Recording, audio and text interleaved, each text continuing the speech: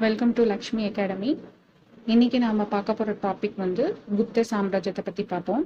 குப்த சாம்ராஜ்யம் இந்தியாவில் ரொம்ப இம்பார்ட்டன்ட். ஏன்னா இவங்க ஆட்சி காலத்துல science, technology, arts, science, literatures, astronomy அப்படின்னு சொல்லிட்டு எல்லா ஃபீல்ட்லயும் நல்லாவே ரூல் பண்ணியிருந்திருப்பாங்க. அதே மாதிரி பீப்புள் நிறைய ஸ்காலர்ஸ்லாம் நிறைய பேர் இந்த பீரியட்ல நிறைய பேர் வந்திருந்திருப்பாங்க. ஸோ அதனால இந்த பீரியடை கொஞ்சம் நல்லா ஹிஸ்ட்ரியில பொறுத்த வரைக்கும் நல்ல ஒரு கோல்டன் ஏஜ் அப்படின்னு கூட சொல்லுவாங்க. சரிங்களா? ஸோ அந்த பீரியட் பத்தி பார்ப்போம். ஃபர்ஸ்ட் நம்மளுக்கு எக்ஸாம் பாயிண்ட் ஆஃப் வியூல சந்திரகுப்தர் 1ல இருந்து நமக்கு ரொம்ப இம்பார்ட்டண்டா இருக்கும். அதுக்கு முன்னாடி யார் ஃபவுண்டர் அப்படின்ட்டு நம்ம கொஞ்சம் சின்ன டீடைல்ஸ் நான் உங்களுக்கு கொடுக்குறேன்.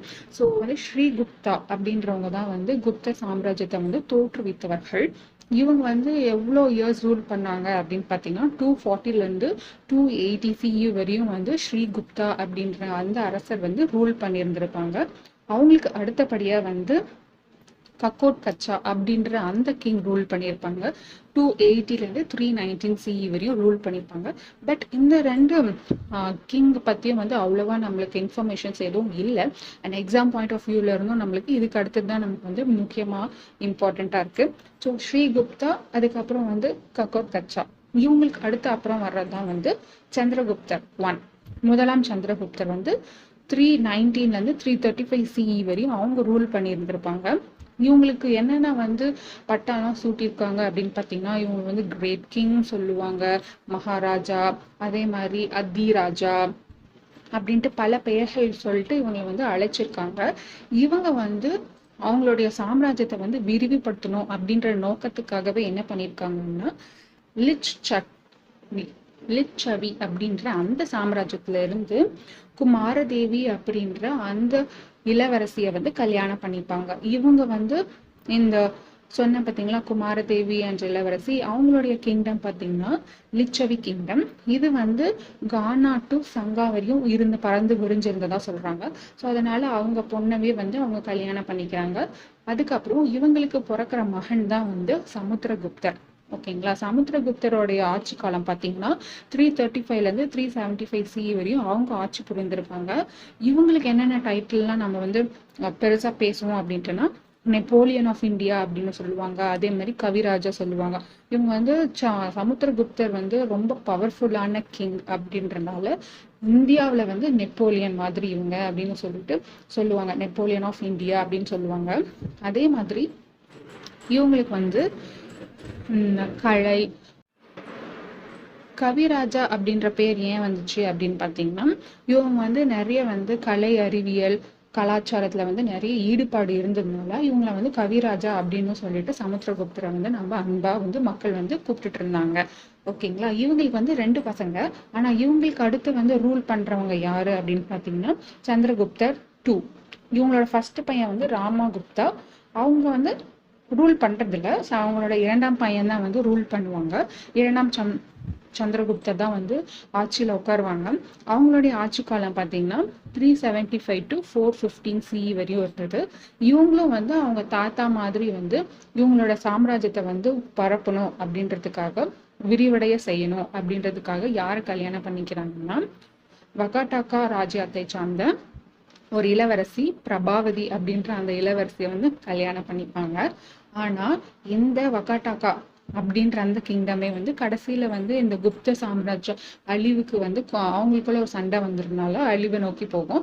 அது வேற ஸ்டோரி. நான் உங்களுக்கு இப்போ ஷார்ட்டா உங்களுக்கு சொல்லிடுறேன். ஸோ இவங்க வகாட்டாக்கா இளவரசியை கல்யாணம் பண்ணிக்கிறாங்க, பிரபாவதி அப்படின்றவங்கள.